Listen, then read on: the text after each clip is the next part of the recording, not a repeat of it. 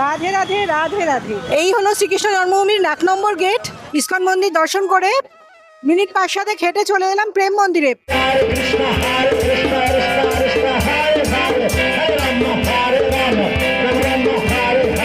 এই বালিতে শ্রীকৃষ্ণ গড়াগড়ি খেতেন বলে এখানে আসলে দেখতে পাবেন সকলে গড়াগড়ি খাচ্ছে। এটাই ছিল সেই নন্দভবন যেখানে শ্রীকৃষ্ণ ছোটবেলায় এখানে ছিলেন এবং যশোদা মায়ের কাছে বড় হয়েছেন। এখান থেকেই দেখে নিন নিধিবনকে, যেখানে শ্রীকৃষ্ণ এবং শ্রী রাধা গোপিনীদের সঙ্গে রাসলীলা করতেন। রাজা কংসকে শ্রীকৃষ্ণ হত্যা করার পরে এই ঘাটে এসেই বিশ্রাম নিয়েছিলেন।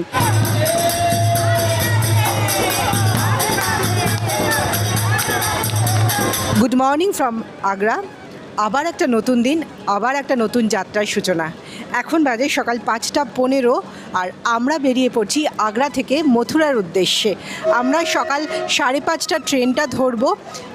আগ্রা থেকে যাচ্ছে যে ট্রেনটা, আগ্রা ক্যান্টনমেন্ট স্টেশন থেকেই আমরা ট্রেনটা ধরছি। ইন্টারসিটি এক্সপ্রেস ধরে আমরা গিয়ে পৌঁছচ্ছি মথুরাতে। ঘণ্টাখানেকের জার্নি আমাদের। তো আমরা মথুরা গিয়ে মথুরা এবং বৃন্দাবন সমস্ত জায়গাটা ঘুরে দেখব। মথুরা মানেই শ্রীকৃষ্ণের জন্মভূমি, মথুরা বৃন্দাবন মানেই শ্রীকৃষ্ণ এবং শ্রী রাধার লীলাক্ষেত্র। আমরা সমস্ত কিন্তু তথ্য, সমস্ত সেই জায়গাকার সমস্ত কিছু আপনাদের সামনে তুলে ধরবো। খুঁটিনাটি সব তথ্য আপনারা যারা মথুরা বৃন্দাবন ঘুরতে চাইছেন তাদের জন্য থাকছে খুঁটিনাটি সমস্ত তথ্য মথুরা বৃন্দাবন ভ্রমণে। চলুন তাহলে আমার ভিডিওটা কিন্তু আপনাদের সকলের জন্য খুব গুরুত্বপূর্ণ হতে চলেছে।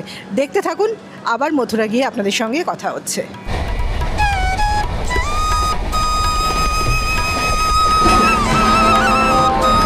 আমরা পৌঁছে গেছি মথুরা জাংশন। প্রায় ঘণ্টাখানেক লাগলো আসতে এখানে। ট্রেনটা ভালোই এসেছে। নেমে পড়েছি মথুরা জাংশন স্টেশনে। আমরা কিন্তু কোনো হোটেল বুক করে আসিনি। আমরা যাব শ্রীকৃষ্ণ জন্মভূমির কাছাকাছি কোনো হোটেল আমরা নিয়ে নেব। স্টেশনের বাইরে অটো গাড়ি সবই পাওয়া যাচ্ছে। এখান থেকে খুব একটা দূরত্ব নয় শ্রীকৃষ্ণ জন্মভূমি। তো আমরা এবার যাব, দেখি বাইরে গিয়ে কি পাওয়া যায়, টোটো কি পাওয়া যায়। আমরা টোটো পেয়ে গেছি, শেয়ার টোটোই পেয়েছি। কৃষ্ণ জন্মভূমি গিয়ে নামবো। 30 টাকা করে পার হেড নিচ্ছে। আর একটা জিনিস বলে রাখি, আপনারা যখন প্ল্যাটফর্ম থেকে বেরোবেন, মথুরা জাংশনের 1 নম্বর প্ল্যাটফর্ম দিয়ে বেরোলেই কিন্তু সামনে টোটো সবই পেয়ে যাবেন, গাড়িও পেয়ে যাবেন। যেরকম প্রয়োজন আছে সবটাই পেয়ে যাবেন। কিন্তু হ্যাঁ, একটু দরাদরি করে তারপরেই ফাইনাল করবেন যে টোটো বা গাড়ি। রাধে রাধে রাধে রাধে। আমরা চলে এসেছি শ্রীকৃষ্ণ জন্মভূমিতে। এসে আমরা হোটেলও নিয়ে নিয়েছি। আমরা একটা হোটেল নিয়েছি, এসি রুম নিয়ে নিয়েছি। রুমের ভাড়া পড়েছে 1100 টাকা। আর হোটেলে এসে একটু ফ্রেশ হয়ে আমরা বেরিয়ে পড়লাম। এখানকার যে লোকাল সাইট সিইং করার আছে সেগুলো করব। হ্যাঁ, বলে রাখি, যখন মথুরাতে আসছেন, মথুরা তো রয়েছেই, মথুরার সঙ্গে গোকুল যেখানে শ্রীকৃষ্ণ বড় হয়েছিল সেই জায়গাটা ঘোরার রয়েছে। আমরা মথুরা এবং গোকুল এই দুটো ট্যুর আজকে একসাথে করব। এই দুটো জায়গায় কিন্তু মথুরা আসলে ঘোরার আছে। চলুন আমরা একটা অটো ভাড়া করে নেব। অটো ভাড়া করে ঘুরতে হবে। আর একটা জিনিস হচ্ছে, দুপুর 12টার পরে সব মন্দির বন্ধ হয়ে যাবে আর বিকেল 4টায় খুলবে। তাই আমাদের খুব তাড়াহুড়ো করেই বেরোতে হলো। চলুন বেশি কথা না বলে বেরিয়ে পড়ি। আমরা একটা অটো বুক করে নিলাম। বুক করে এখন চলে যাচ্ছি সোজা গোকুলে। আমরা ভেবেছিলাম টোটালি একটা বুক করে নেব অটো, দিয়ে আমরা গোকুলটা পুরো ঘুরে আসবো। কিন্তু এখানকার লোকজনের সাথে কথা বলে যেটা বুঝলাম যে ওখানে পরপর পাশাপাশি মন্দির আছে। ওরাই সাজেস্ট করছে যে একটা ভাড়া করে চলে যাও, তারপরে ওখানে নিজের মতো করে ঘুরে নাও, আবার ফেরার সময় কিছু পেয়ে যাবে। তো আমরা সেটাই করলাম। জানি না কতটা কি ঠিকঠাক হলো। আমরা যাচ্ছি আপাতত 150 টাকা দিয়ে একটা অটো বুক করে চলে যাচ্ছি। ওখানে গিয়ে দেখে নিচ্ছি কী করা যায়। যদি দেখা যায় পায়ে হেঁটে ঘোরা যাবে ঘুরবো, আদারওয়াইজ আবার একটা কিছু ঠিক করে নিয়ে ওখানে আশপাশেই সব মন্দির আমরা সেগুলো ঘুরবো। আমরা এলাম রামানরেত্তিতে। রামানরেত্তি মন্দির, রামানরেত্তি আশ্রম। তার আগে বলে রাখি, এটা দুপুর 12টা থেকে বিকেল 4টে পর্যন্ত বন্ধ থাকে। রামানরেত্তি আশ্রমে আমরা প্রবেশ করছি। খুব সুন্দর আশ্রমটা। এইখানে বলা হয়ে থাকে যে শ্রীকৃষ্ণ ছোটোবেলায়, রেত্তি মানে হচ্ছে বালি, শ্রীকৃষ্ণ ছোটোবেলায় বলরামের সঙ্গে এবং তার বন্ধুদের সঙ্গে, মানে গোবালকদের সঙ্গে, রাখাল বালকদের সঙ্গে এখানে খেলাধুলা করতো এবং বালিতে গড়াগড়ি খেত। সেই কারণেই এইখানটা হচ্ছে রামানরেত্তি একটা মন্দির করা হয়েছে। এবং এই বালিতেই শ্রীকৃষ্ণের পায়ের স্পর্শ রয়েছে। শ্রীকৃষ্ণের স্পর্শ রয়েছে বলে এই জায়গাটাকে খুব পবিত্র বলে মানা হয়। আমি আপনাদের বললাম এখানে এই জায়গাটাকে রামানরেত্তি অর্থাৎ বালি, এই বালিতে শ্রীকৃষ্ণ গড়াগড়ি খেতেন বলে এখানে আসলে দেখতে পাবেন সকলে গড়াগড়ি খাচ্ছে। এইটা একটা পুণ্যের কাজ, দেখার মতো একটা জিনিস। আমি এই বালি একটু মাথায় ছুঁয়ে নেব, আমি তো গড়াগড়ি খেতে পাচ্ছি না, তাই বালি একটু মাথায় ছুঁয়ে নিলাম, পবিত্র বালি, তাতেই মনে হচ্ছে অনেকটা শান্তি।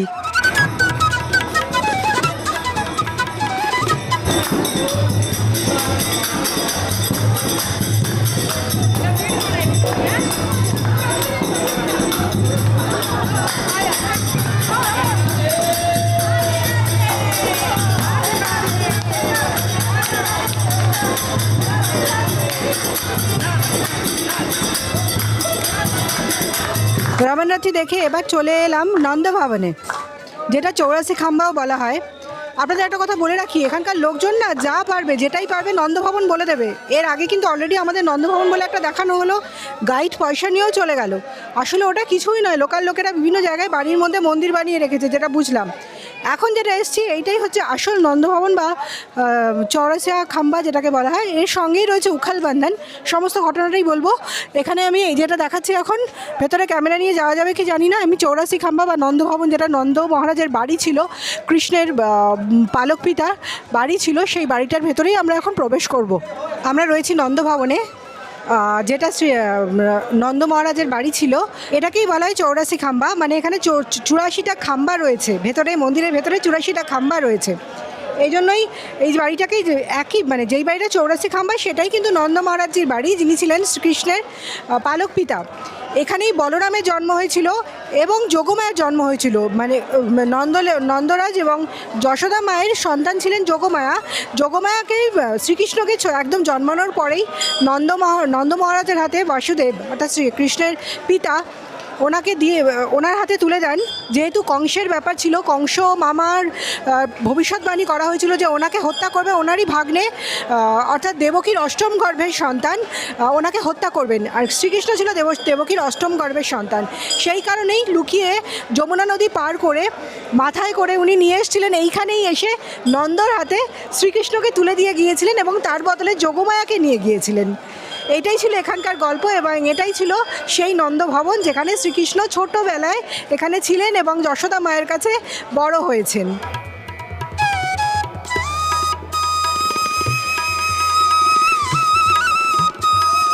ये 84 खम्बा लगभग फिक्स नहीं, आर्कोलॉजिकल डिपार्टमेंट ने लिखा है लगभग 5.5 से 6,000 वर्ष पुराना। वसुदेव जी का पहला पत्नी रोहिणी यहाँ रहती है, जिनसे बलराम का जन्म है। ये बलराम जी का जन्म स्थान है। गोविंद का जन्म मथुरा में, वसुदेव जी टोकरी में रख के लाए, यहाँ छोड़ गए। ये जोग माया का भी जन्म स्थान है, दोनों का जन्म स्थान है। इसमें 80 पिलर 80 खम्बा विश्वकर्मा देवता लगाए, और ये 4 जो खम्बा है वो ब्रह्मा जी का लगाया हुआ है। किसके लिए लगाया कि जो लोग 84 कोस का परिक्रमा नहीं कर सकता है, इसका परिक्रमा करने से 84 कोस परिक्रमा का फल मिलता है। ये 4 नहीं, पूरा 84 का बाहर से होता है। फूल वाला बेटा उसके सामने से आप परिक्रमा करेगा। तो ये मंदिर सब जगह हिंदुस्तान में एकमात्र ये घर है भगवान। নন্দভবনের সঙ্গেই রয়েছে উখাল বান্ধন। উখাল বান্ধনের গল্পটা একটু বলি। উখাল বান্ধন, যেখানে উখাল মানে হচ্ছে বড় হামল দিস্তা। শ্রীকৃষ্ণ ছোটোবেলায় যখন খুব দুষ্টুমি করতো এবং ননি চুরি করতো, তখন যশোদা মা খুব ওর ওপর বিরক্ত হয়ে গিয়ে ওকে বেঁধে রেখে দিত, শ্রীকৃষ্ণকে বেঁধে রাখতেন। তো যে ওনাকে শ্রীকৃষ্ণকে বেঁধে রাখার যে ঘটনাটা, যে ননি চুরি করছেন এবং বেঁধে রাখতেন কিসের সাথে, এই বড় একটা হামল দিস্তা ছিল, কাঠের বড় একটা হামল দিস্তা ছিল। সেই হামল দিস্তার সঙ্গেই শ্রীকৃষ্ণকে বেঁধে রাখা হতো এবং পেটের সঙ্গে বাঁধা হতো, যেই কারণে এটা দামোদরও বলা হয়। দামোদর তার কারণ হচ্ছে শ্রীকৃষ্ণকে এই দামোদর উৎসবও হচ্ছে এই সময়। দাম মানে হচ্ছে দড়ি, আর উদর মানে হচ্ছে পেট। শ্রীকৃষ্ণকে দড়ির সাথে পেটে বেঁধে রাখা হতো, পেটের মধ্যে দড়ি দিয়ে বেঁধে রাখা হতো এই হামল দিস্তার সঙ্গে। সেই কারণেই এটা হচ্ছে, এই জায়গাটা হচ্ছে উখাল বন্ধন। এই যে বড় জায়গাটা দেখছেন, ওটা পুরো উঠান ছিল। এই উঠানেই শ্রীকৃষ্ণকে বেঁধে রাখা হতো, এখানেই শ্রীকৃষ্ণ দুষ্টুমি করতো ছোটোবেলায়। এখানেই একটা বড় গোশালা রয়েছে। যদিও এখান থেকে আমি যেখান থেকে দেখাচ্ছি সেখান থেকে গরু দেখতে পাবেন না, ওই পাশে রোদে রয়েছে ওরা। এইটাই হচ্ছে গোশালা। এখানেই অনেক গরু, প্রচুর গরু কিন্তু এখানেই থাকে।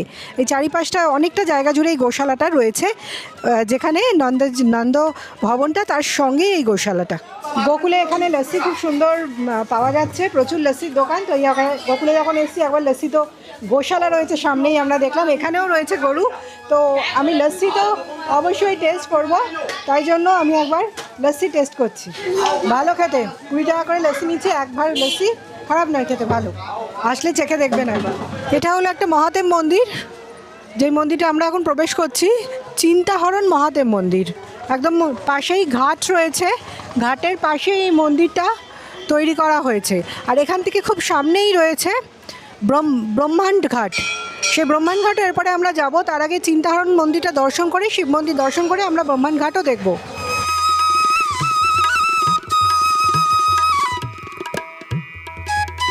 এসেছি ব্রহ্মাণ্ড ঘাটে। ব্রহ্মাণ্ড ঘাট মানে যেখানে শ্রীকৃষ্ণ খেলা খেলতেন, এই ঘাটে এসে শ্রীকৃষ্ণ খেলতেন, তার রাখাল বালকদের সঙ্গে খেলাধুলা করতেন, খুব দুষ্টুমি করতেন। তো একদিন এক মুঠো মাটি মুখে দিয়ে দিয়েছিলেন। তখন যশোদা মা এসে বললেন যে মুখে তোমার কি দেখি?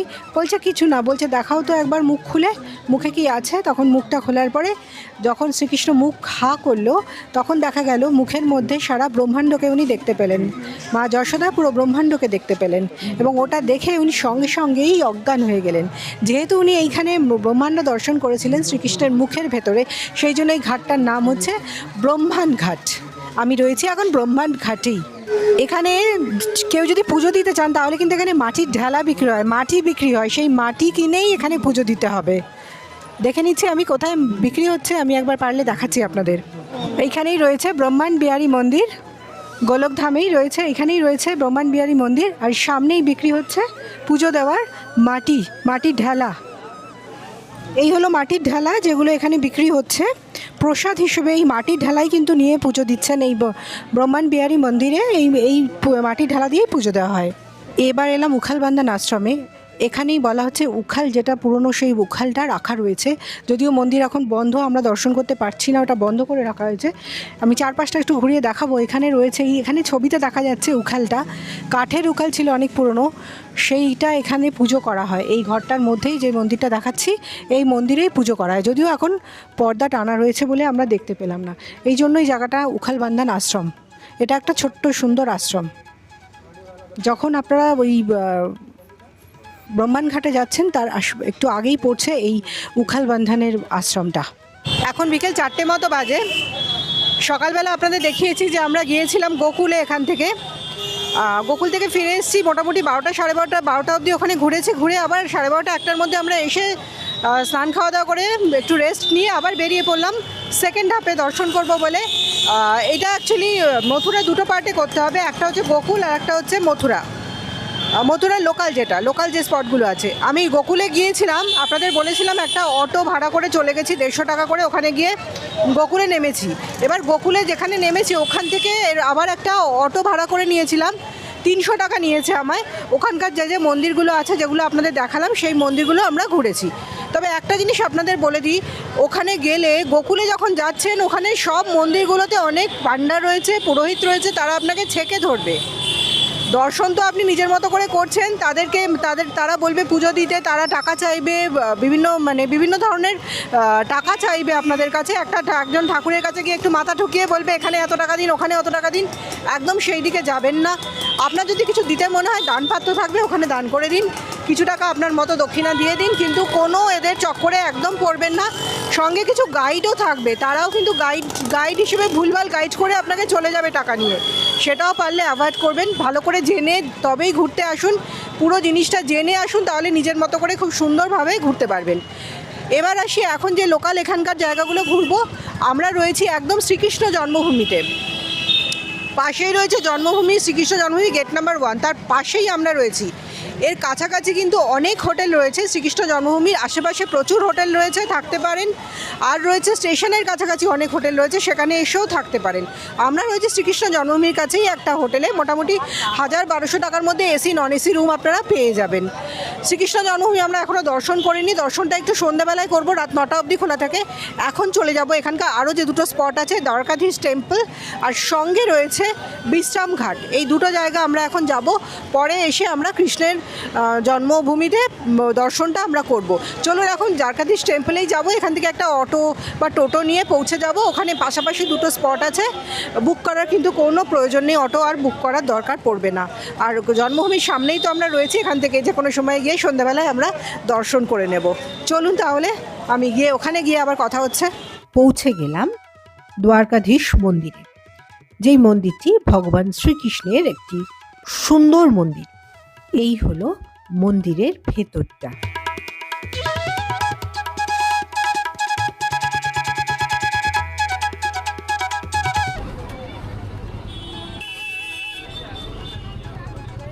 দ্বারকাধীশ মন্দির দর্শন করেই চলে এলাম পাশেই চায়ের দোকানে। চা খাচ্ছি, 20 টাকা করে নিচ্ছে এই চাটা ভালো বানিয়েছে। চা খেয়ে এবার চলে যাব বিশ্রাম ঘাটে। পাশেই কিন্তু পাবেন বিশ্রাম ঘাট। বিশ্রাম ঘাটে আমরা এরপরে বিশ্রাম ঘাটে যাব। সামনেই রয়েছে দ্বারকাধীশ টেম্পলটা, আমি যেখানটা দেখাচ্ছি এই হলো দ্বারকাধীশ মন্দির। মন্দিরের সামনে প্রচুর ভিড় রয়েছে, আর একটা সরু গলির মধ্যে এই মন্দিরটা। মন্দিরের সামনে প্রচুর ভিড়, সঙ্গে ছোট ছোট প্রচুর দোকান পাবেন। আমি এই জায়গাটার সঙ্গে বেনারসের সেই গঙ্গার ঘাটের কাছাকাছি পরিবেশের প্রচণ্ড মিল খুঁজে পেলাম। জানি না আপনারা কি বলবেন, আমি খুব মিল খুঁজে পেলাম। আর ওখান থেকেই জাস্ট 2 পা হাঁটলেই আমরা পৌঁছে যাচ্ছি এই বিশ্রাম ঘাটে। এইখানে লেখা রয়েছে বিশ্রাম ঘাট। বাঁ হাতে পড়বে, মন্দির থেকে যদি আসেন বাঁ দিকে পড়বে বিশ্রাম ঘাট। এই যে রাস্তাটা যাচ্ছে, পাশে দুপাশে ডান দিকে বাঁ দিকে সব দোকান রয়েছে, পুজো দেওয়ার জিনিসের দোকান পাবেন। তো এই রাস্তাটা দিয়েই যেতে হবে বিশ্রাম ঘাটের দিকে। তবে আমরা যখন দ্বারকাধীশ টেম্পলে যেটা এলাম, আমরা আমাদের ওই হোটেলের কাছ থেকে রিক্সা করে এলাম। ওখানে কিন্তু অটো বা টোটোয় করে আসেনি, ওখানে রিক্সা পাবেন। রিক্সা একদম মন্দির অবধি নিয়ে আসবে। আর যদি অটো বা টোটোতে আসেন অনেক আগে নামিয়ে দেবে, তাই চেষ্টা করবেন একদম রিক্সা ধরতে। রিক্সা 20 টাকা করে নিচ্ছে, 40 টাকা করে, 40 টাকা করে নিচ্ছে, মানে পার হেড 20 টাকা করে নেবে। দুজন হলে 40 টাকা। এই হিসাবে ওরা নিয়ে চলে আসছে দ্বারকাধীশ টেম্পলে, এবং তার পাশেই পাচ্ছেন এই বিশ্রামঘাট। চলে এসেছি বিশ্রামঘাটে। এখানে কিন্তু প্রচুর হনুমান, চারিদিকে হনুমান। আমি একটু দেখাচ্ছি, খুব সাবধানে আসবেন। জিনিসপত্র, চশমা, মোবাইল, পার্স সব কিছু কিন্তু সাবধান, ওরা যে কোনো কিছু টেনে নিয়ে চলে যেতে পারে। বিশ্রাম ঘাটে কিন্তু বোটিংয়েরও ব্যবস্থা আছে। সন্ধ্যা বিকেলবেলায় খুব সুন্দর লাগছে, বোটিং করছেন অনেকেই। অনেক বোট কিন্তু পরপর দাঁড়িয়ে আছে, দেখাচ্ছি। আপনাদের বলছিলাম আমি বেনারসের মিল পাচ্ছি। এখানটা এসে আবারও সেই মনে হচ্ছে বেনারসে কিন্তু এরকম বোটিংয়ের ব্যবস্থা। যদিও বেনারসের ঘাট অনেক বড়, এটা ছোট, কিন্তু এখানেও কিন্তু এই বোটিংয়ের ব্যবস্থা রয়েছে। এই ঘাটকে বিশ্রাম ঘাট কেন বলা হয় এবার বলি। রাজা কংসকে শ্রীকৃষ্ণ হত্যা করার পরে এই ঘাটে এসেই বিশ্রাম নিয়েছিলেন, সেই কারণেই ঘাটটার নাম হচ্ছে বিশ্রাম ঘাট। আমরা জানি দৈববাণী ছিল যে কংসকে, অত্যাচারী রাজা কংসকে হত্যা করবেন কংসেরই বোন দেবকীর অষ্টম গর্ভের সন্তান, যিনি ছিলেন শ্রীকৃষ্ণ। সেই শ্রীকৃষ্ণই কিন্তু গোকুলে বড় হয়েছেন। গোকুলে বড় হয়ে এখানে এসে তার জন্মভূমিতে এসেই আবার তার মামা কংসকে বধ করে এখানে শান্তি ফিরিয়ে এনেছিলেন। বিশ্রামঘাটেই রয়েছে খুব সুন্দর একটা রাধাকৃষ্ণের মন্দির। জায়গাটা খুব সুন্দর লাগছে, পরিবেশটা খুব ভালো লাগছে। মন্দিরটা এমন কিছু বড় নয়, ছোট, কিন্তু আশপাশটা পরিবেশটা সেই বেনারসের ঘাটের মতো খুব পুরনো জায়গা। দেখতে ভীষণ ভালো লাগছে, পরিবেশটা কিন্তু এখানে এসে বেশ ভালো লাগছে। কিছুটা সময় বিশ্রাম ঘাটে এসে আপনিও বিশ্রাম নিতে পারেন। এরপর আমরা চলে এলাম কংসের কেল্লাতে, যেটাকে কংস কিলা বলা হয়। অ্যাকচুয়ালি এটা একটা পুরনো, মানে কংস থাকতো এক সময়, সেটাই একটা এখন পরিত্যক্ত একটা জায়গা। এটা একটা মানে পুরো অনেকটা জায়গা নিয়ে কংসের কেল্লাটা, একদম যমুনা নদীর ধারেই। আপনারা কিন্তু খুঁজে খুঁজে আপনাদের আসতে হবে। যদি আপনারা বোটিং করেন, বাইরে থেকে বোটিং করতে করতে ওরা দেখিয়ে দেবে যে এটা কংস কিলা। আমরা একটু লোককে জিজ্ঞাসা করে তারপরেই এলাম। এই যে যমুনা নদী, একটু আগে আপনাদের বিশ্রাম ঘাট দেখালাম, সামনেই বিশ্রাম ঘাট, ওই পাশে সব বোটিং হচ্ছে, ওই পাশে বেশ কিছু নৌকো দাঁড়িয়ে আছে। আর পুরো শহরটা এখান থেকে বেশ খানিকটা দেখা যাচ্ছে, মথুরা শহরটা, কারণ এটা অনেকটা উঁচুতে উঠে এসেছি আমরা। জায়গাটা কিন্তু অসাধারণ লাগছে, ভীষণ ভালো লাগছে। চারিদিকটা একটু দেখুন, পুরো ভগ্নস্তূপ যেটা হয় সেটাই কিছুটা রক্ষণাবেক্ষণ করে সংরক্ষণ করা হচ্ছে। তবে হ্যাঁ, প্রচুর বাঁদরের উপদ্রব, প্রচুর। হাতে একটা লাঠি থাকলে খুব ভালো হয়, দেখে ভয় পাচ্ছে ওরা। আর সঙ্গে মোবাইল, ক্যামেরা, চশমা, সানগ্লাস যাই থাকুক না কেন, সেগুলোকে কিন্তু সামলে রাখতে হবে। এই জায়গাটা আসলে কিন্তু দেখতে ভীষণ ভালো লাগবে। ওপর থেকে নিচটা দেখতে যে কী অপূর্ব লাগছে, সামনে বইছে যমুনা নদী।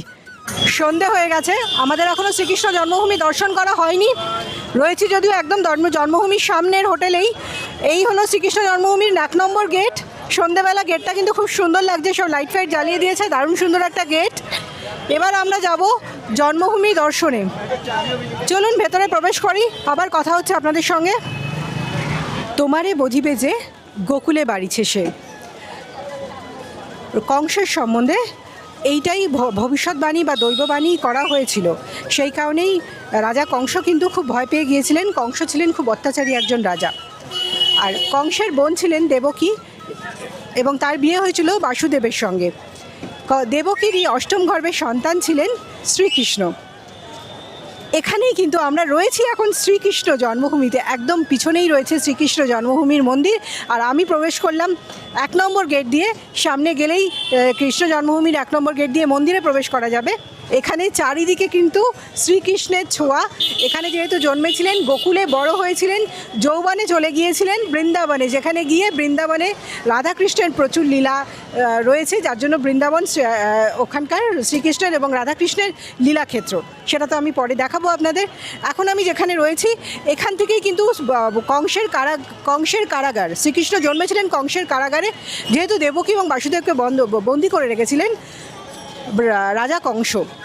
এখানে জন্মানোর পর এখান থেকেই বাসুদেব শ্রীকৃষ্ণকে, জন্মের দিন প্রচণ্ড দুর্যোগ ছিল, সেই দুর্যোগের মধ্যেই মাথায় করে যমুনা নদী পার করে নিয়ে গিয়েছিলেন গোকুলে এবং ছোট্ট কৃষ্ণকে হস্তান্তরিত করেছিলেন নন্দ রাজের হাতে, যেখানে কৃষ্ণ বড় হয়েছিল নন্দ এবং যশোদা মায়ের কাছেই। এই হলো কৃষ্ণের জন্ম বৃত্তান্ত।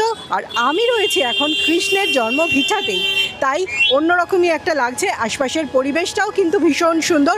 চলুন এবার মন্দিরে তো প্রবেশ করব, মন্দির দর্শন করে নিশ্চয়ই জানাবো কেমন লাগলো। আমরা পৌঁছে গেলাম একদম কৃষ্ণ জন্মভূমিতে। মন্দিরে প্রবেশ করার গেট নাম্বার 1-এ। মোট 3টে গেট আছে, আমরা রয়েছি গেট নাম্বার 1-এ। 3 দিকে 3টে গেট পাবেন। এখন কিন্তু মন্দিরে সন্ধে হয়ে গেছে, সন্ধেবেলাও কিন্তু যথেষ্ট মন্দিরে ভিড় আছে, চারিদিক থেকে প্রচুর লোকজন আসছেন। তবে হ্যাঁ, খুব লাইন আমি দেখতে পাচ্ছি না, এর ভেতরে কতটা লাইন হবে জানি না, তবে লোক আছে, ভিড় আছে। আর যারা সঙ্গে মোবাইল, ক্যামেরা সমস্ত কিছু নিয়ে আসছেন তাদের জন্য ওই ডান দিকে বাঁ দিকে দুদিকেই পেয়ে যাচ্ছেন ক্লক রুম, সেখানে সমস্ত জিনিস জমা করে তবেই যাবেন। আর প্রচণ্ড ভিড় হয় এখানে, সমস্ত কিছু জিনিসপত্রও কিন্তু যেমন পকেটমার হওয়ার থেকে সাবধান থাকতে হবে, সঙ্গে চারিদিকে প্রচুর বাদরের উপদ্রব, সেই কারণে বাদর থেকেও সাবধান থাকতে হবে আপনাদেরকে। মন্দিরটা রাত্রেবেলা অসাধারণ লাগছে, লাইট দিয়ে সাজানো হয়েছে, অসাধারণ লাগছে। যদিও খুব কমটাই দেখতে পাচ্ছি, চূড়াটা দেখতে পাচ্ছি, খানিকটা দেখতে পাচ্ছি, খুব সুন্দর লাগছে আমার। কৃষ্ণ জন্মভূমির মন্দিরের পাশেই রয়েছে এই বিশাল কুণ্ডটা। এই কুণ্ডটার নাম হচ্ছে পোত্রা কুণ্ড। অনেকগুলো সিঁড়ি, চারিদিক থেকে অনেকগুলো সিঁড়ি নেমেছে, নিচে জল আছে, অনেকটাই ডিপ। দেখতে তো ভীষণ ভালো লাগছে, লাল রং, অনেক পুরনো জায়গা, দেখতে ভীষণ ভালো লাগছে। কনস্ট্রাকশনটাই অন্যরকম দৃষ্টি আকর্ষণ করবে। বলা হয়ে থাকে যে এখানে শ্রীকৃষ্ণের এবং বলরামের জামা কাপড় ধোয়া হতো, এখানে দেবকী এবং বাসুদেব এখানে এসে জামা কাপড় ধুতেন। পোত্রা কথাটার অর্থ হচ্ছে জামা কাপড়। সেই জামা কাপড় এখানে ধোয়া হতো বলেই এই জায়গাটার নাম দেওয়া হয়েছে পোত্রা কুণ্ড। মনে করা হয় যে এখানে যদি স্নান করা যায় বা ডুব দেওয়া যায়, সমস্ত পাপ ধুয়ে যায়। যারা একটু সস্তায় থাকতে চাইছেন, এই মন্দির চত্বরেই রয়েছে, একদম গেটের উল্টো দিকেই রয়েছে ধর্মশালাও পেয়ে যাবেন, সোনি ধর্মশালা। এরকম পরপর হোটেল রয়েছে, আমি স্ক্রিনে কিছু নাম্বার আপনাদের দিয়ে দেবো, আপনারা পেয়ে যাবেন। সেখান থেকেও যোগমায়া আশ্রম রয়েছে, পাশেই রয়েছে যোগমায়া আশ্রম, একদম 1 নম্বর গেটের উল্টো দিকেই। ঠিক মন্দিরের প্রবেশ করছেন যে গেটটা দিয়ে দর্শনের জন্য, ঠিক তার উল্টো দিকেই এই আশ্রমগুলো, মন্দিরগুলো পাচ্ছেন, হোটেলগুলো পাচ্ছেন আপনারা। এই হলো গেট মন্দিরে প্রবেশের, তার ঠিক উল্টো দিকেই রয়েছে। খাবার হোটেলও কিন্তু পাশেই পেয়ে যাবেন। এখানে কিন্তু ব্যাবিলন রেস্টুরেন্ট আমি দেখতে পাচ্ছি, ক্লাসিক রেস্টুরেন্ট দেখতে পাচ্ছি খাওয়া দাওয়ার জন্য। সম্পূর্ণ নিরামিষ খাবার এখানে পাবেন, আমিষ কিছু পাবেন না। এই যে রয়েছে ক্লাসিক রেস্টুরেন্ট ব্যাবিলন, এদের রুমও রয়েছে, ব্যাবিলনের রুমও রয়েছে। এখানে পরপর বেশ কিছু হোটেল থাকার জন্য যেমন পাচ্ছেন, খাওয়া দাওয়ার হোটেল মোটামুটি স্ট্যান্ডার্ড হোটেল। খাওয়া দাওয়ার জন্য ক্লাসিক রেস্টুরেন্ট বা ব্যাবিলন এগুলো স্ট্যান্ডার্ড হোটেল পাচ্ছেন। এছাড়াও অনেক ছোটোখাটো খাবার হোটেল পেয়ে যাবেন, যেখানে আপনারা দুপুরে রাতে বা ব্রেকফাস্টের জন্য আপনারা খেয়ে নিতে পারেন এখান থেকে। আশপাশে কিন্তু মন্দিরের আশেপাশে এই গলিটার গেট নাম্বার 1, বড় গেট নাম্বার 1টা দিয়ে ঢুকবেন, ঢুকলে কিন্তু এখানে পরপর খাবার দোকান পাবেন। মেন রোডের ওপরে বেশি দোকান নেই, এই এরিয়াতেই খাবারের দোকান রয়েছে। সাউথ ইন্ডিয়ান খাবারও পেয়ে যাচ্ছেন কিন্তু এখানে, সব রকমের খাবার এখানে পাচ্ছেন, সমস্তটাই ভেজ। এই গেস্ট হাউসটাও বেশ ভালো লাগছে, কমলা গেস্ট হাউস, একদম রাস্তার ওপরেই পাচ্ছেন। কমলা গেস্ট হাউসের পাশেই রয়েছে sings hotel, Subhadra guest house. Good morning from Mathura. আমরা রয়েছি মথুরাতে। গতকাল আমরা সারাদিন কিন্তু মথুরা ঘুরেছি, সঙ্গে গোকুলটাও ঘুরেছি। মথুরা আসলে মথুরা এবং গোকুল এই দুটো জায়গায় ঘুরতে হয়, আমরা ঘুরেছি এবং আপনাদেরকেও দেখিয়েছি আমরা কিভাবে ঘুরলাম। এবার আমরা এখান থেকে চলে যাব বৃন্দাবনে। একটা দিন মথুরায় কাটিয়ে আমরা চলে যাব বৃন্দাবনে। আপনারা মথুরাতে থেকেও কিন্তু পুরো মথুরা বৃন্দাবন ট্যুরটা করতে পারেন, আবার আপনারা বৃন্দাবনে থেকেও মথুরা বৃন্দাবন ট্যুরটা করতে পারেন, আবার দু জায়গাতে থেকেও করতে পারেন। আমরা যেমন মথুরাতে একটা দিন থাকলাম, আবার বৃন্দাবনে গিয়েও থাকবো। এখান থেকে একটা অটো ধরে চলে যাব বৃন্দাবনে, মোটামুটি 10-12 কিলোমিটার মতো এখান থেকে বৃন্দাবন। 20 টাকার মতো অটো ভাড়া বলছে, কেউ কেউ 30 টাকা চাইছে, তবে আপনারা একটু দেখে নেবেন, 20 টাকা বা 30 টাকার মধ্যে আপনারা চলে যেতে পারছেন এখান থেকে বৃন্দাবন। চলুন বৃন্দাবনে গিয়ে আমি কোথায় থাকছি, কিভাবে ঘুরছি, সমস্তটাই কিন্তু এরপরে দেখতে পাবেন আমার ভিডিওতে। মথুরা থেকে বৃন্দাবন যাওয়ার এরকম বাস পাবেন, ইলেকট্রিক বাস, এসি বাস। এই বাসগুলোর ভাড়া পড়ছে 20 টাকা করে। তো এই বাসটা কিন্তু সারাদিন যাতায়াত করে। মথুরা থেকে বৃন্দাবন যদি আপনারা যাতায়াত করতে চান তাহলে এই বাসেই যাতায়াত করতে পারেন। অনেকেই এসে বৃন্দাবনে থাকেন বা মথুরা থাকেন, সেখান থেকে বৃন্দাবনটা ঘুরে দেখেন বা বৃন্দাবন থেকে মথুরাটা ঘুরে দেখেন। এই বাসে করে কিন্তু যাতায়াত করতে পারেন। বেশ আরামদায়ক বাস, যেহেতু এসি আছে, 20 টাকা মাত্র ভাড়া নিচ্ছে। এছাড়াও অটো, টোটো সব তো পাবেনই। মথুরা থেকে বৃন্দাবন যাওয়ার জন্য অটো, টোটোও পেয়ে যাবেন, সেটার ভাড়াও পড়ছে 20 টাকা। আমরা অনেক সকাল সকাল মথুরা থেকে রওনা দিয়ে দিয়েছিলাম, সকাল 7টা নাগাদ আমরা মথুরা থেকে রওনা দিয়ে দিয়েছিলাম বৃন্দাবনের উদ্দেশ্যে। একটা দিন মথুরা কাটিয়ে এবার চলে এলাম বৃন্দাবনে। বৃন্দাবনে এসে ওখান থেকে মথুরা থেকে আমরা বৃন্দাবনের একটা অটোতে করে এলাম। 20 টাকা করে ভাড়া নিল, মোটামুটি মিনিট 20 মতো লাগলো এখানে আসতে। রাস্তা খুব ভালো, মিনিট 20-র মধ্যে আমরা পৌঁছে গেলাম বৃন্দাবন। 20 টাকা অটো ভাড়া পার হেড। এসে আমরা চলে এসেছি, একদম পৌঁছেছি বৃন্দাবন রামকৃষ্ণ মিশনে। আমি এখন দাঁড়িয়ে আছি বৃন্দাবন রামকৃষ্ণ মিশনেই। আমরা বৃন্দাবন রামকৃষ্ণ মিশন বুক করে এসেছি, এখানেই আমরা থাকবো।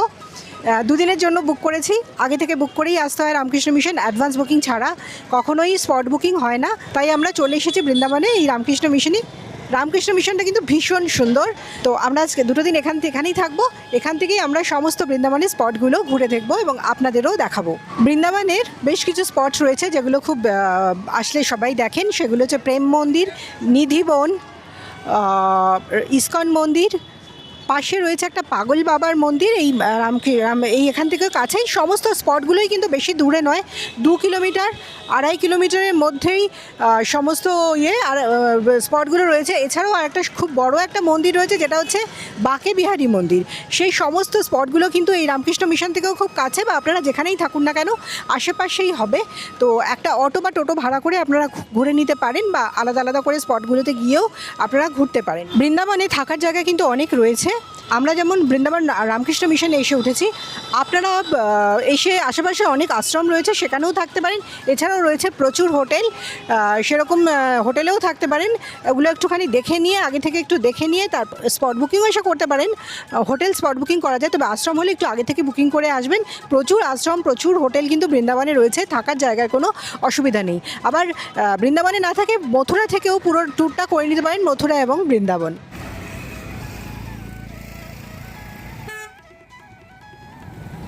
বৃন্দাবনে এসে বিকেলবেলায় আমরা একটু বেরিয়ে পড়েছি, লোকাল সাইট সিইং শুরু করেছি। লোকাল বাসে করে এলাম। 7 নম্বর বাসটা একদম আমাদের মিশনের সামনে থেকে চলে আসছে। ইস্কন মন্দিরে এলাম, একদম ইস্কন মন্দিরের সামনেই নামিয়ে দিলে ইস্কন মন্দিরে এলাম। আমরা ভেতরে প্রবেশ করব, কিন্তু ইস্কন মন্দিরের ভেতরে ক্যামেরা নিয়ে প্রবেশ নিষেধ, তাই বাইরে থেকেই দেখিয়ে দিচ্ছি। এই মন্দিরটা কিন্তু এখানকার একটা দেখার মতো জায়গা, তাই এলাম। এরপরে চলে যাব আমরা, একদম কাছেই রয়েছে প্রেম মন্দির। ইস্কন মন্দিরের কাছাকাছি রয়েছে প্রেম মন্দির। এরপরে আমরা চলে যাব প্রেম মন্দিরে। একদম ইস্কন মন্দিরের গেটেই আমি কিন্তু দাঁড়িয়ে রয়েছি।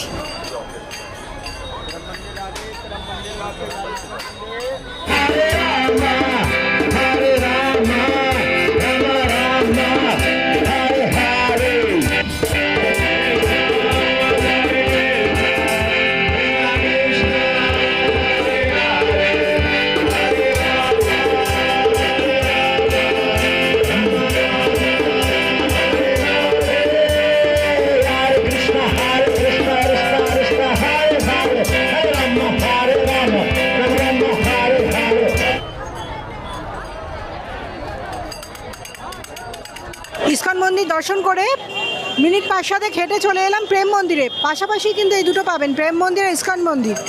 প্রেম মন্দিরে চলে এলাম, এখন সন্ধে প্রায় 6টার মতো বাজে, কিন্তু পৌঁছে তো গেছি মন্দিরে, কিন্তু সামনে ভিড়টা খালি দেখুন। মন্দিরে এসে গেছি কিন্তু আমার সেই এক্সাইটমেন্টটা নেই। ভিড় দেখে সমস্তটাই আমার মনে হচ্ছে আদৌ মন্দিরে আমি প্রবেশ করতে পারবো তো। আমাদের ওখানে বড় দুর্গাপুজোর কোনো বড় প্যান্ডেলে যেমন প্রচণ্ড ভিড় হয়, ঠিক সেরকমই ভিড়। এতদিনের ইচ্ছা ছিল আমি এই মন্দিরটা একবার দর্শন করবো, এই মন্দিরটা একবার নিজের চোখে দেখবো, কিন্তু এই সামনে এসে ভিড় দেখে মনে হচ্ছে যে আদৌ ঢুকতে পারবো কি না। জাস্ট ভিড়টা দেখুন আপনারা।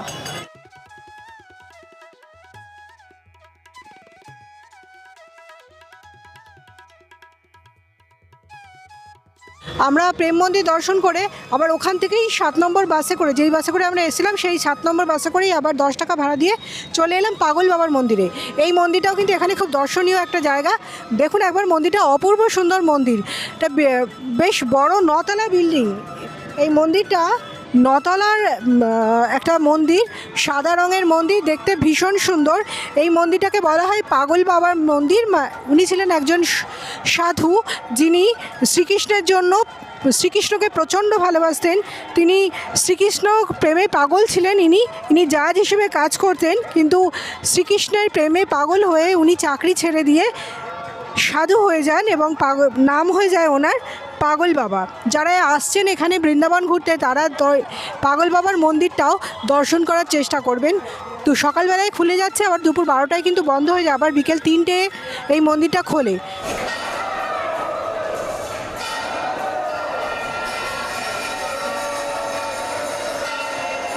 আমরা ব্রেকফাস্ট করে আমরা বেরিয়ে পড়লাম। এই কাছাকাছি সব মন্দির, আপনাদের আগেই বললাম বৃন্দাবনের কিন্তু কাছাকাছি সব মন্দির, আপনাদের অনেক দূর দূর ঘুরতে হবে না, যেতে হবে না।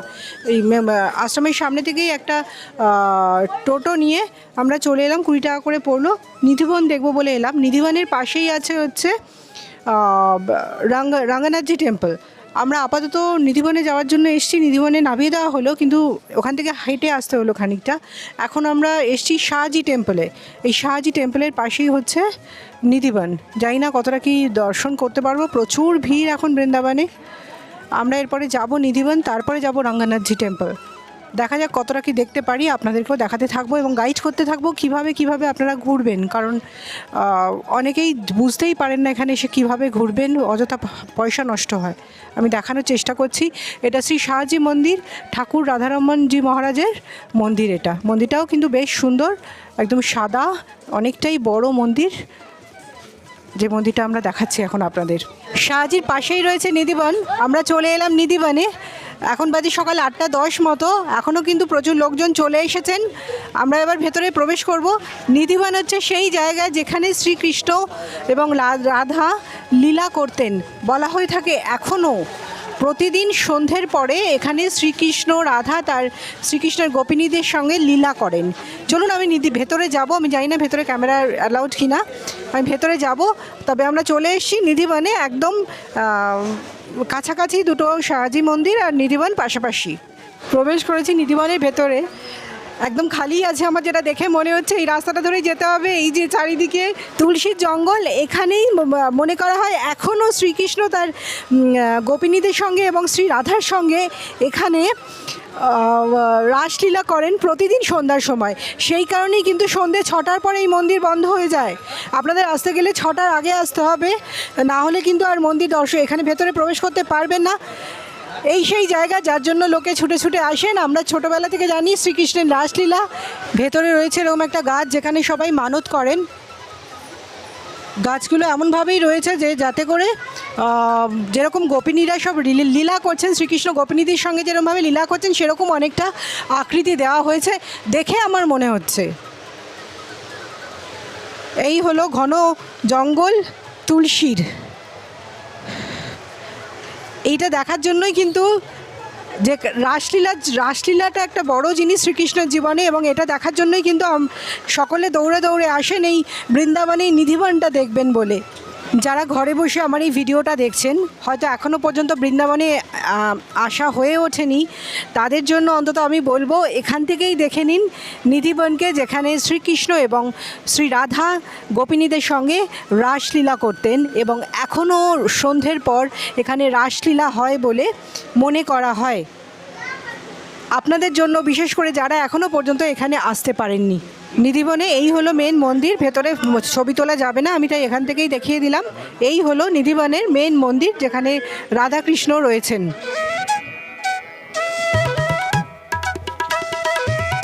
এই আমরা যে জায়গাটা আছি অ্যাকচুয়ালি এটা বৃন্দাবন। বৃন্দা কথার অর্থ হচ্ছে তুলসী। এই জায়গাটা নাম অনুসারে জায়গাটার নাম হয়েছে বৃন্দাবন, মানে তুলসী গাছের জঙ্গল বা বন বলে এই জায়গাটার নাম রাখা হয়েছে বৃন্দাবন। এই হচ্ছে বৃন্দাবনের সেই আসল জায়গা, যেখানে রাধা শ্রীকৃষ্ণ এবং রাধা গোপিনীদের সঙ্গে লীলা করতেন। মনে করা হয় এখনও সন্ধ্যের পরে রাত্রিবেলায় এখানে শ্রীকৃষ্ণ এবং শ্রী রাধা গোপিনীদের সঙ্গে লীলা করেন। সেই কারণেই মন্দিরটি সকাল 6টার সন্ধ্যে 6টার সময় বন্ধ করে দেওয়া হয়। এরপরে চলে এলাম রঙ্গনাথজি টেম্পলে, যেখানে আছে সোনার তাল গাছ। আমরা প্রথমে দেখলাম শাহজি টেম্পল, তার পাশেই রয়েছে নিধিবন এবং এই নিধিবনের পাশেই পাচ্ছেন এই রঙ্গনাথজি টেম্পল। সবটাই কিন্তু পায়ে হাঁটা দূরত্বে। আপনারা যখন কোনো অটো বা টোটো নিয়ে আসছেন আমি বলবো রঙ্গনাথজি টেম্পলের সামনে নেমে পড়ুন, দিয়ে পরপর 3টে, এইটাই সবার আগে পড়বে অটো থেকে নামলে, পরপর 3টে মন্দির এখানে দর্শন করে নিন। এই মন্দিরটা হচ্ছে ভগবান শ্রী রঘুনাথজির, যেটি আসলে ভগবান বিষ্ণুর মন্দির এবং তার সঙ্গী লক্ষ্মীর মন্দির, লক্ষ্মী এবং বিষ্ণুর মন্দির এটা। এই মন্দিরটা কিন্তু সাউথ ইন্ডিয়ান স্টাইলে, দ্রাবিড়িয়ান স্টাইলে তৈরি। মন্দিরটা দেখলে বুঝতে পারবেন যে মন্দিরটা তৈরি হয়েছে দক্ষিণ ভারতীয় দ্রাবিড়িয়ান স্টাইলে। যাব আমরা এবার মন্দিরের ভেতরে প্রবেশ করব।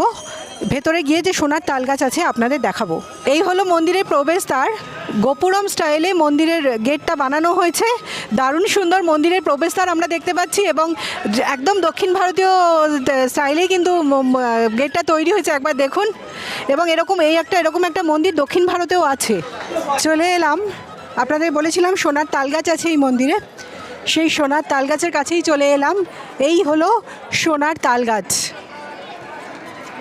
এরপর আমরা চলে এলাম কাত্যায়নী মন্দিরে, যেটা কাত্যায়নী পীঠ, সতীপীঠের এক পীঠ। আমরা চলে এলাম, আমরা কিন্তু পায়ে হেঁটেই সবটা ঘুরছি। একটা টোটো নিয়ে এসে নেমে পড়েছিলাম রঙ্গনাথজি টেম্পলের আশপাশে, তারপরে কিন্তু আমরা পায়ে হেঁটেই ঘুরছি এবং আপনাদেরকে সেইভাবেই দেখাচ্ছি, আপনাদেরকে সেইভাবেই আমি বলবো ঘুরতে। হ্যাঁ, একটু অসুবিধা হতে পারে, আমি গুগল ম্যাপটা দিয়ে দিচ্ছি। গুগল ম্যাপ আমার ডেসক্রিপশন বক্সে গেলে পেয়ে যাবেন। গুগল ম্যাপ দেখে চলে আসুন। এই মন্দিরগুলো কিন্তু একদম পাশাপাশি, হয়তো 500 মিটার এরকম দূরত্বেই সব পাশাপাশি মন্দির, কোনোটা 300 মিটার, কোনোটা 500 মিটার এরকম দূরত্বে। তো চলে আসুন এইভাবেই, আমি যেভাবে আপনাদের দেখাচ্ছি। এই হলো মন্দিরের প্রবেশদ্বার, সামনেই রয়েছে মায়ের মন্দির, দেবী কাত্যায়নীর মন্দির এটা। এখানে এটি সতীপীঠের 51 সতীপীঠের এক পীঠ।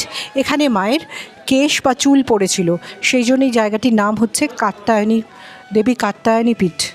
সামনে হচ্ছে কাত্যায়নী মায়ের মন্দির। আমরা যাব ভেতরে, তার আগে এখানে দেখিয়ে দিই, এখানে কাল গোবর্ধন পুজো ছিল, গোবর্ধন পুজো হয়েছে। এই গোবর দিয়ে এনাকে বানানো হয়েছে।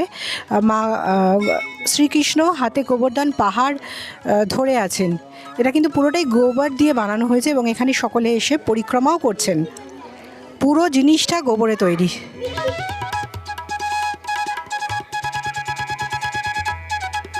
কাত্যায়নী মন্দির দর্শন করে আমরা এরপরে চলে যাচ্ছি বৃন্দাবনের অন্যতম আর একটা মন্দির বাঁকেবিহারী মন্দির দর্শনে। এখান থেকে 1.5 কিলোমিটার মতো। আমরা একটা টোটো করে নিলাম, 20 টাকা করে ভাড়া নিচ্ছে। মন্দির জানি না মন্দিরে কতটা অবধি যাবে, ওরা বলছে ভালোই ভিড় আছে, দর্শনও কতটুকু করতে পারবো জানি না, তবে আমি যাচ্ছি ওই বাঁকেবিহারী মন্দির দর্শনের উদ্দেশ্যেই যাচ্ছি। আমরা বাঁকেবিহারী মন্দিরের সামনেই দাঁড়িয়ে রয়েছি, অনেকটা রাস্তা হেঁটে তারপরে এই জায়গাটায় আসতে হলো। তো এখানে মন্দিরের সামনে প্রচুর ভিড়, মানে বিশাল লাইন, অনেকটা দূর থেকে লাইন পড়েছে, বিশাল ভিড়, মারপিট চলছে বলতে গেলে রীতিমতো। মন্দিরে ঢোকার চেষ্টা করছি আমরা, এই 2 নম্বর গেটটা একটু খালি পেলাম, আমরা যাচ্ছি, জানি না, চলুন দেখা যাক আগে আগে কি হচ্ছে।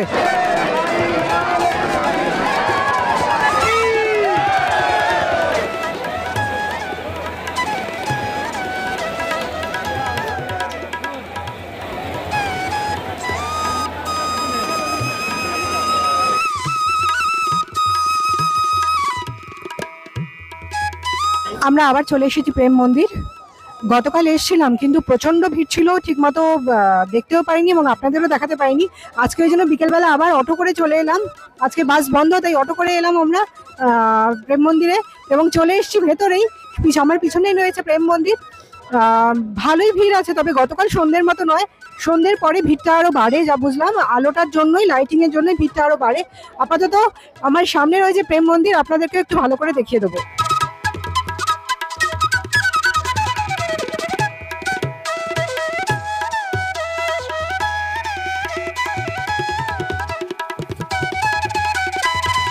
এইখানে তুলে ধরা হয়েছে রাখাল বালকদের সঙ্গে শ্রীকৃষ্ণকে।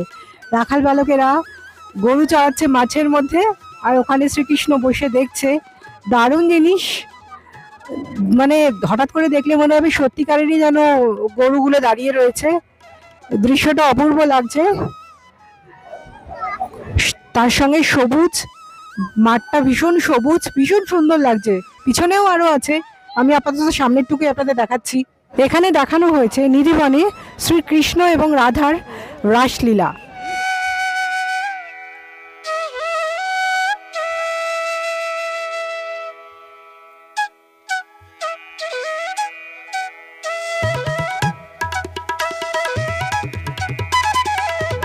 মথুরা হয়ে আমরা বৃন্দাবনে এসেছিলাম। বৃন্দাবনে আমরা দুদিনের জন্যই এসেছিলাম। আজকে আমাদের দ্বিতীয় দিন এবং আজকেই আমাদের শেষ দিন। শেষে এসেছি প্রেম মন্দির দর্শন করতে। অপূর্ব সুন্দর প্রেম মন্দির, মন্দিরটা ভীষণ ভালো লাগছে, এসে মনটা ভালো হয়ে গেছে।